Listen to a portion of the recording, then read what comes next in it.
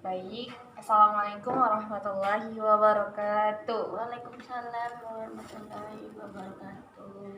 Ya, alhamdulillahirabbil alamin. Wassalatu wassalamu ala asyrafil anbiya'i wal mursalin wa ala alihi wa sahbihi ajma'in. Pertama-tama dan yang paling utama, marilah kita panjatkan puja dan puji syukur kita kehadirat Allah Subhanahu wa taala, di mana berkat rahmat dan karunia-Nya kita dapat berkumpul di rumah kita yang nyaman ini. Salawat dan salam kita tak lupa menghadiahkan kepada baginda kita, baginda Nabi besar Muhammad sallallahu alaihi wasallam, yang mana kelak ya syafaatnya kita harapkan di yaumil akhir. Amin amin ya rabbal alamin. Pertama-tama Ika mengucapkan terima kasih kepada Kak Aisyah yang sudah meluangkan waktunya sejenak untuk mendengarkan beberapa ya hal yang mungkin bakal kita bahas hari ini, yaitu mengenai kriteria memilih calon pasangan kita itu yang seperti apa sih gitu ya, dalam sisi psikologisnya, dalam sisi diri kita itu yang bagaimana, apakah kita memang dari diri kita sendiri atau mungkin bisa jadi terpengaruh oleh eksternalnya, orang luarnya gitu ya, baik itu dari bentuk, rupa, atau apakah itu dari sisi kaya miskinnya, keturunannya, atau kalau dalam bahasa Arabnya itu nasab ya, nasabnya itu baik atau enggak. Nah, dari sini kita bakal bahas nih tentang kriterianya. Jadi sebelum itu Ika bakal memaparin ya, apalagi sekarang gitu kan, kita ya Allah mudahkan kita dari lahir sebagai memiliki akidah Islam gitu ya, dari orang tua kita yang beragama Islam dan kita yang dari kecil dan alhamdulillah sampai besar sekarang, sampai akhir balik kita dipahamkan tentang agama kita. Dan dari agama kita itu kan sudah dipaparkan tentang bagaimana sih cara berkehidupan, bahkan sampai ke ranah rumah tangga gitu kan, itu diatur semua dalam Islam. Nah, yang mau Ika bahas nih gitu, kita yang sudah dari kecil kan sudah ditanamkan akidah tentang Islam, aturan-aturan yang memang sudah terikat nih sama kita, yang memang nggak boleh kita ganggu gugat apa yang Allah perintahkan gitu kan. Misalnya kita paparkan gitu kan, baik kita dari bangun tidur saja sampai tidur kembali itu ada aturannya gitu kan. Kita bangun tidur aja harus ada doanya gitu, baca doa. Yang pertanyaannya, kita selama ini bangun tidur baca doa atau enggak? Atau malah megang HP atau segala macam gitu kan. Itu sekali lagi jadi perenungan buat kita, ternyata memang dalam berkehidupan kita itu ada aturannya. Yang jadi masalahnya, kita fokus nggak sih sama aturan yang Allah berikan itu? Memang bukan sekedar aturan-aturan aja, di situ terdapat larangan dan kebaikan di dalamnya. Karena nantinya gitu ya teman-teman, itu ada maksudnya ada balasan yang bakal Allah berikan gitu kan. Ibaratnya ya kita bahas tentang akidah kita dulu gitu kan, sebelum kita bahas tentang kriteria menurut psikologisnya. Ya contohnya ketika kita bersedekah aja, ya kalau dalam sisi akal kita, ngapain capek-capek ngasih orang uang gitu kan, sedangkan kita bisa nabung gitu, bisa ngumpuli uang semakin banyak, gak usah ngasih orang, bahkan bisa kebutuhan kita ketika kita gak bersedekah itu, kebutuhan kita jadi lebih banyak gitu, gak usah ngurusin orang gitu. Tapi dalam sisi akidah kita diajarkan bahwa itu tidak boleh. Prinsip harta kita itu yang mana sih sebenarnya? Apakah harta yang kita simpan atau harta yang kita keluarkan? Nah, jadi Islam menilainya itu ketika kita punya harta dan harta itu sudah kita sedekahkan, itulah harta kita, karena itu yang bakal jadi balasan kita di yaumil akhir kelak. Yang kalau kita sekarang kita lihat gitu kan, ada uang tabungan kita nggak pernah sedekah, kita nggak pernah ngasih orang, itu bukan harta kita, bukan harta milik kita sendiri, itu harta Allah gitu, titipan Allah gitu kan. Nah, maka ketika dalam bersedekah aja kita ada balasan sama Allah, apalagi dalam itu ya beribadah yang paling panjang gitu kata Allah ya, apa pernikahan gitu kan. Nah, dalam pernikahan ini kalau kita lihat gitu kan, banyak kalau dalam sisi akidahnya gitu kan, pahala-pahala yang bakal kita terima baik itu sebagai seorang istri bahkan suami gitu kan. Ketika ya kalau dalam sisi akidahnya, ketika kita ngelihat senyum, misalnya dari sisi laki-laki ngelihat senyum istrinya aja itu udah berbuah pahala kata Allah gitu kan. Apalagi sampai menyentuh, bahkan itu kan diperbolehkan ketika kita sudah menikah. Tapi masalahnya ya gimana sih sebenarnya kita itu memilih calon pasangan kita gitu kan. Ya, kalau kita lihat dari sisi agama, hadis Rasulullah yang sahih gitu kan, Rasulullah itu menyarankan kepada kita, mungkin ini hadisnya untuk laki-laki gitu kan, ketika mereka memilih seorang wanita itu yang bagaimana. Yang pertama, ini ada 4 kriteria kalau dari sisi akidahnya gitu kan, dari parasnya, dia cantik atau enggak gitu kan. Yang kedua, dari nasabnya, keturunannya itu baik atau enggak, atau bagaimana keturunan-keturunannya, baik itu kaya atau miskin gitu kan.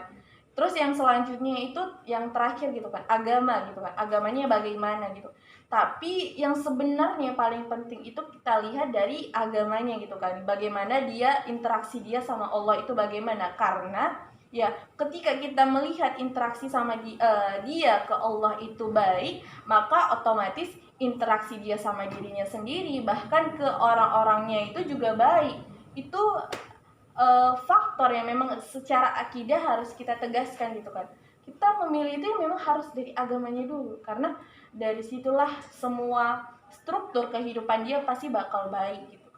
Nah, gimana sih dari sisi psikologisnya gitu kan? Nah, kemarin itu Ika juga diajarkan gitu kan sama dosen psikologisnya Ika gitu kan.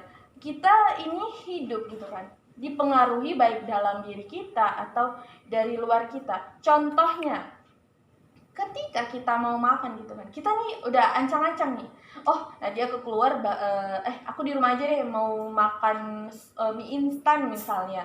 Tapi nanti terus datang nih teman kita, assalamualaikum, kita makan bakso yuk di luar. Oh, yang tadinya kita mau makan mie instan aja tuh di rumah, tiba-tiba kita, oh ya udah ayo kita makan bakso di luar gitu kan. Nah, itu artinya kita senantiasa dipengaruhi dalam baik dari diri kita atau dari luar kita. Begitu juga ini dalam memilih calon pasangan. Kita ini udah ancang-ancang gitu kan. Aku nanti pengen misalnya kalau kita sebagai perempuan gitu kan Kak, kita pengen laki-laki yang ya misal tampan lah, nggak apa-apa tampan gitu kan, ganteng. Mungkin itu cuma nanti pasti seiring berjalannya waktu tampan itu mungkin nggak jadi kriteria kita lagi gitu kan. Yang kedua, aku pengen dia yang jujur, bertanggung jawab, sayang sama orang tua, pokoknya dia yang memang masya Allah lah, dia yang orang-orang yang memang paham tentang visi misi gitu kan, tujuan dalam menikah itu yang bagaimana. Aku pengen laki-laki yang kayak gitu kan. Tapi ya itu kriteria dalam diri kita gitu kan. Nah, kita nih suka nih sama, mungkin itu dari diri kita sendiri kan, kayak kriterianya, pertimbangannya.